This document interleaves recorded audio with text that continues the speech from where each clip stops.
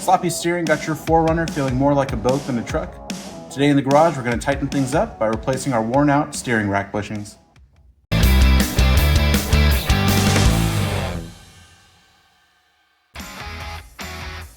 If you're comfortable working on your own bushings and you just need an overview you can reference, I'm about to save you 15 minutes of video.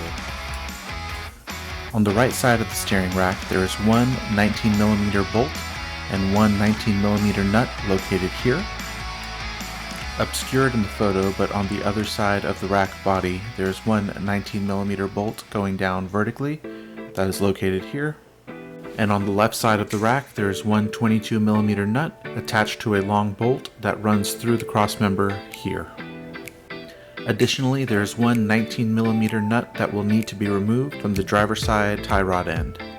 When you are ready to reinstall, these are the torque values needed to reattach the fasteners. Feel free to pause and take a screen cap here if that's all you need for reference. And if you're ready, you can skip forward to the chapter mark. Bushings can be found all over your car and suspension. A bushing is an interface between parts that allow movement while at the same time absorbing noise, shocks, and vibrations. In the image, we can see the frame of the car here and the steering rack here. Between the two, there are a series of rubber bushings highlighted here. They are small but play an important part in the vehicle's steering system. Their main job is to hold the rack securely in place while simultaneously acting as dampeners, absorbing vibration between the steering rack and the vehicle's frame, preventing them from being felt in the steering wheel, and are crucial for a smooth and stable steering experience. Over time, these bushings can wear out due to constant vibrations, exposure to heat and the elements, and fluids from your vehicle's engine. When bushings are worn, they can cause a loose or vague steering feeling, sometimes referred to as slop, excessive noise, and uneven tire wear. Bushings are usually made from rubber or polyurethane. Rubber is softer and gives a smoother, more comfortable ride, but it wears out faster. Polyurethane is stiffer, lasts longer, and gives a more responsive steering feel, but it can lead to more vibration from the road traveling up into the steering wheel. When making a material selection for your replacement bushings, you will have to weigh the pros and cons of each. So here we are under the car. I say under because the car is up on a lift. However, this can be done on the ground if you secure the front of your car with some jack stands. Alright, we've got a little armor underneath the car here. Looks like it's held on with 4 12mm bolts. Mine actually only had 3, so when we get to reinstalling this, we'll have to do something to address our missing bolt.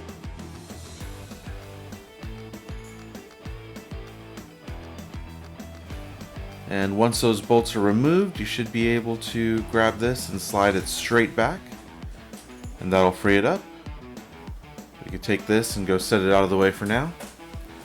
There's one 22mm nut on the left hand side. This is actually a through bolt. It will go through the rack, through the cross member, and come out the other side. On the right hand side of the rack, you'll see two 19mm fasteners. There is a nut at the bottom, and the top is actually a bolt.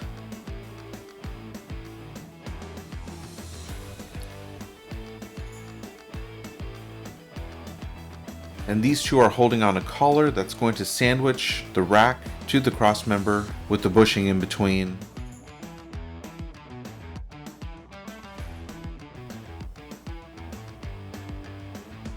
And this is the first of the bushings that we'll be replacing.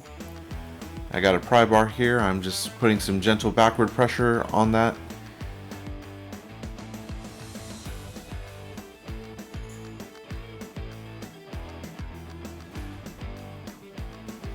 Now here's that collar. You'll look and see that it is not symmetrical. The bottom actually has a longer barrel than the top. So when you install it, if you get it the wrong way around, you may have some trouble getting that hardware back on. See, from there in the center of the rack, it's a little hidden here, but there's one more 19mm bolt. It is accessible from the front as well. The camera was set up here, so we went with this angle. But you can see where my hand is, the bottom of that nut spinning. I have just reached over and grabbed the top. So I'm spinning the socket and running the ratchet at the same time.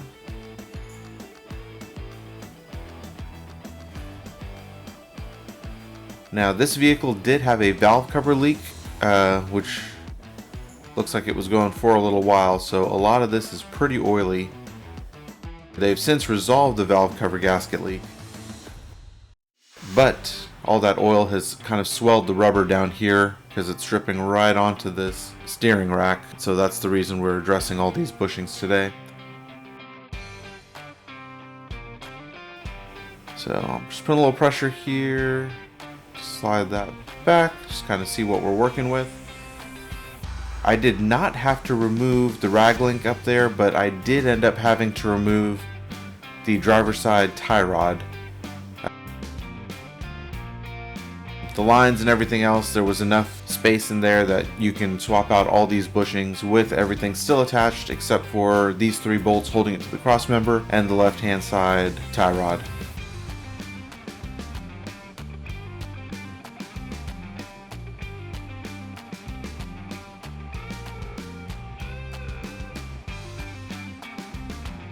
Alright, here we are over at the tie rod.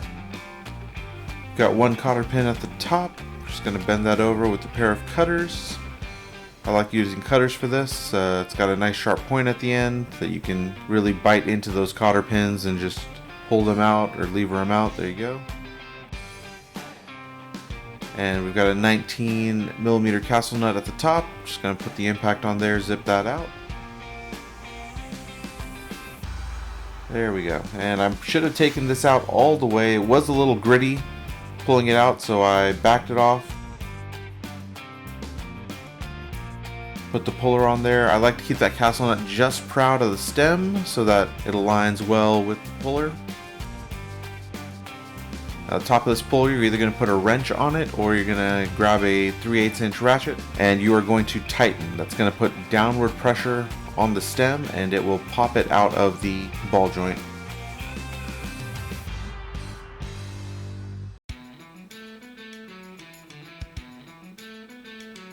Now these threads were a little rough, so you can see here I went ahead and ran that nut back down by hand and then loosened it again just to get any grit and stuff off of the top of the thread, and then I'm going to do it again here, slightly off camera, but I leave the nut on the end of that tie rod so that we don't lose it.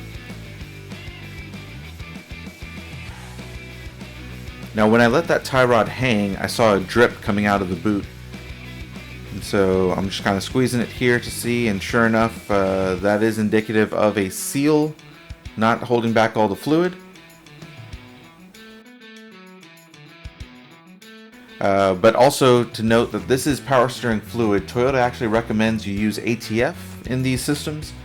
And so it could just be that it is pushing past the seal. So my plan here is to go ahead and flush this after we get all these bushings swapped, and we will put in some ATF, and I will probably add a product called AT205, which is a seal reconditioner. Just try and swell those seals up enough. Now I'm going to go ahead and grab a punch and see if we can't push this bowl back a little. And really I'm unfortunately moving the whole rack, not just the bolt, but we're just getting it out far enough so that I can grab the head on the other end and pull it out. And there it goes. And just kind of repositioning here. Now I'm just kind of assessing what kind of condition these bushings are in. The oil has really kind of swelled them quite a bit.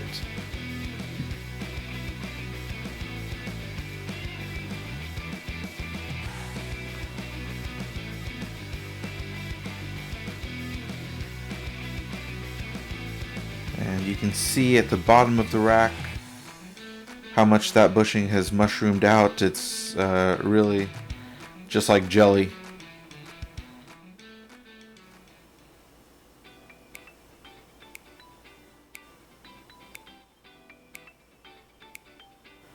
I'm attempting to see if I can just push these out by hand. I am getting some movement on that one, not so much on this one. Typically you would use a cup and a bolt to push these out. Because I left the rag link intact and I'm trying to leave all the lines and just kind of snake around it, first what I'm going to do is take a knife and cut the lip off of this side. We're going to try a few different things and just hammer it out. And I just went ahead and grabbed a 15mm and tapped on the end here just to see if I can get some movement. I think I got a little separation, so I just went ahead and started hammering on the barrel.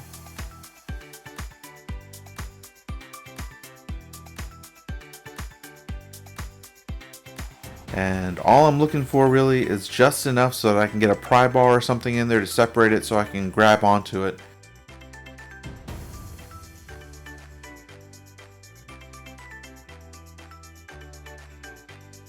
And here I've got a pair of channel locks. And I'm just working it back and forth while keeping pressure towards the front of the car.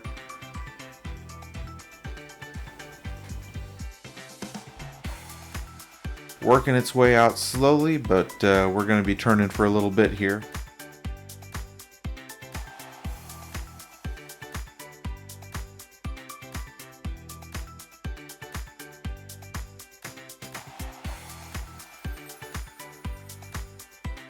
And that power steering fluid dripped on my arm, and for as much as I enjoy cars, I hate having things on my hands.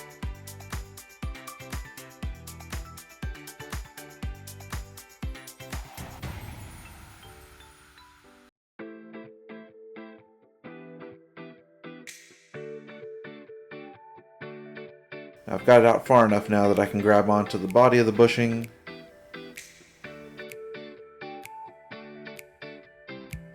And there it goes.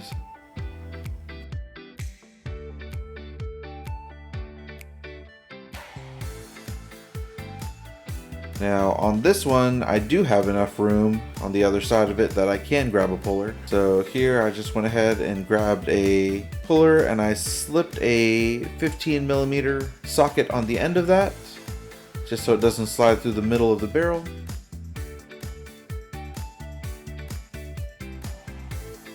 And I turned it. I might have been able to get this one by hand because this one had quite a bit of oil on it, but I just went ahead, grabbed a stubby ratchet and just pushed that one on through.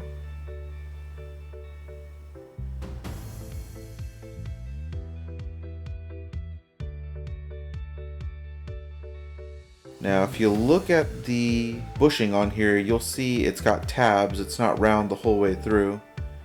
And so I want to make sure if you guys are using a puller like this, that you line the arms of the puller up with the gap. If you hold the end of the bushing, you're actually going to just be pushing the bushing against itself, and it will have to rip itself free in order to clear those two tabs, the ears on that bushing. So when you put that puller on, make sure it's aligned in such a way that you're grabbing the end of the rack and not the bushing itself.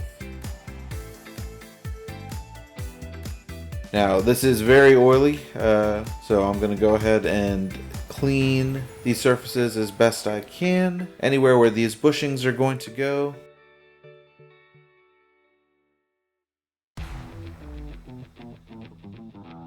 Now, part of the reason I ended up going with polyurethane was because there's so much oil back here.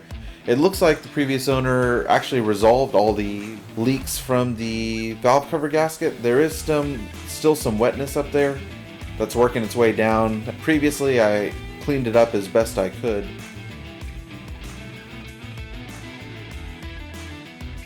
I think it's more or less resolved, but I do get some residual oil here and there, so just as a preventative measure, I went ahead and went with the polyurethane bushings.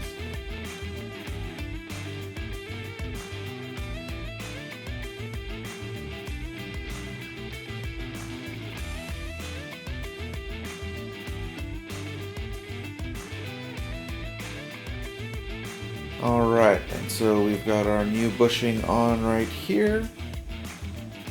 I've got a little silicone grease with some PTFE in it. I actually used these. They came with some Super Pro bushings that I did on my autocross car, which you see in the background.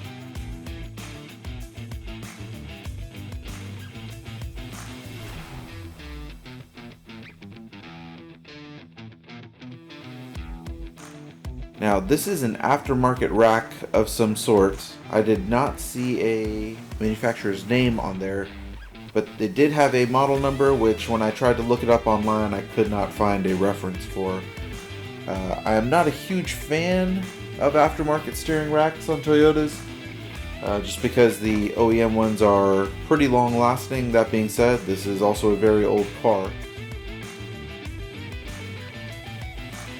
And so I would imagine it was just time, and I can understand when you look at the price of a Toyota power steering rack versus the aftermarket one, there is certainly some math that needs to be done there to determine whether it makes sense.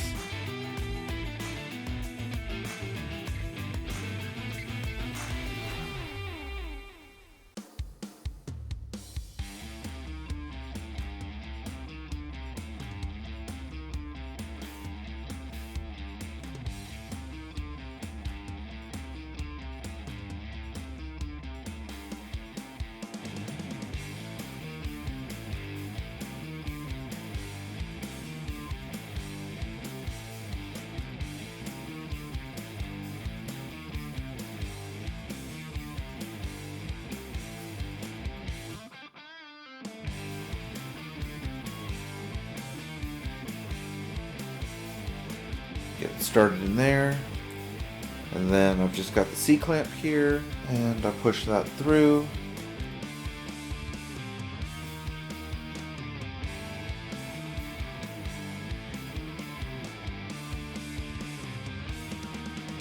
And I'm just going to get a bolt and a washer on the other side. I'm going to grab the C-clamp here and do the same thing.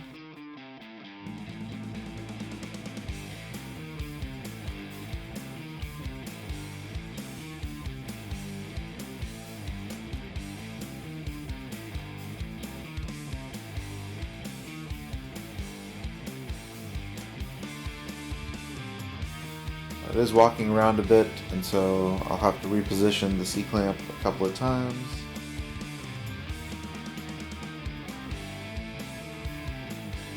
But each time I'm pushing that bushing home a little further.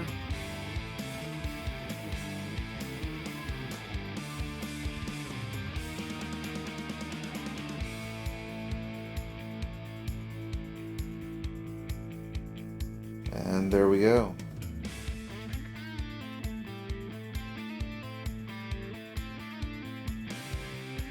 So I've got the bolt, and I'm just trying to get it all kind of lined back up. Once again, I'm having to fiddle with this a little bit.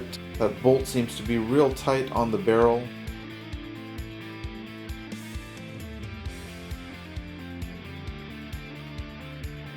I don't know if that's just a function of the tolerances are very tight for the manufacturing of this guy. I did not grease the inside of that sleeve, but a little persuasion with a small hammer, and I got it started.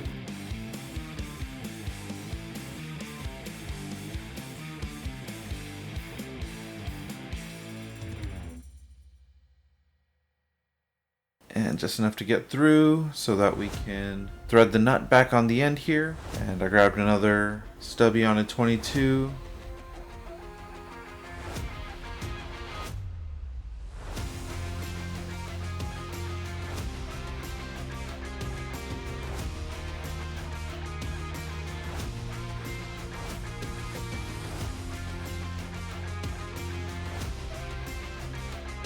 Alright, now we've got our 19 up top. Now this is kind of a longer bolt, so I went ahead and threaded that in by hand as much as I could.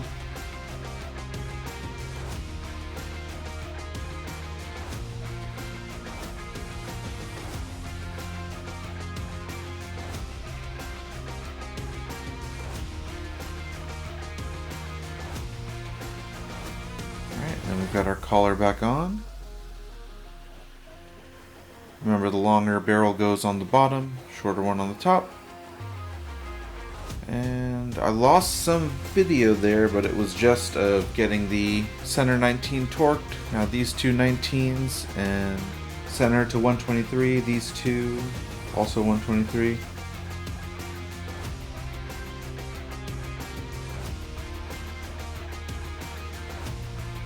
And left hand side, I have switched to a different torque wrench.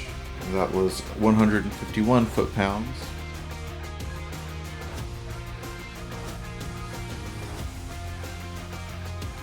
Now we're getting that tie rod back in.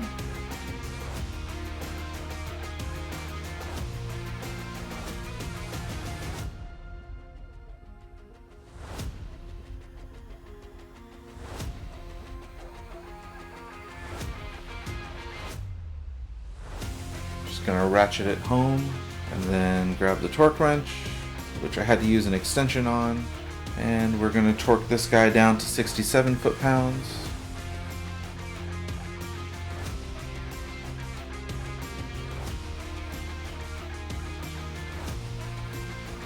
Grabbed a wrench just so I could see the very top of that castle nut, and I had to keep rotating it until the spaces in the nut lined up with the hole in the stem so that I could run a cotter pin back through there. And I'm just going to grab my cutters and bend that over.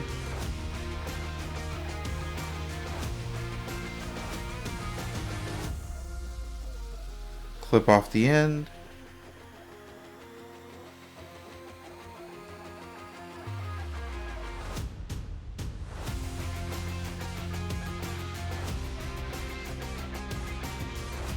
And now we're getting that under plate back on underneath the car. These are just going to be 4 12mm bolts.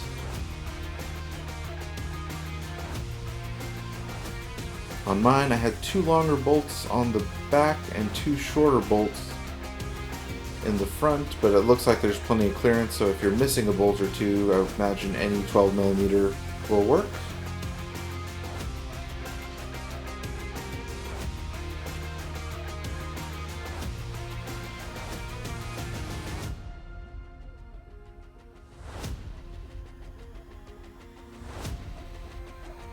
That's bolt number 3 in.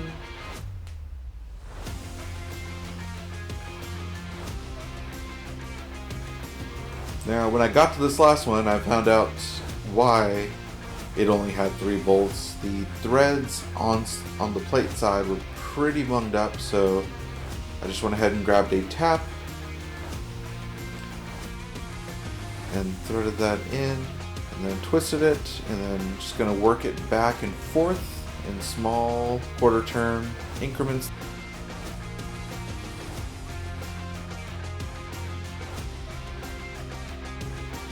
And you're going to keep going either until you chase all those threads or clear out any of the debris that's in there, and it should spin freely after you've got it clear.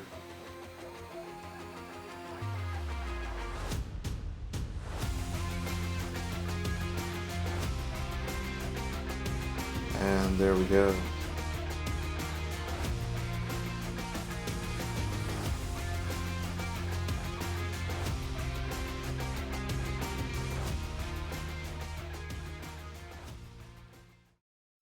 And that's it, the bushings are defeated.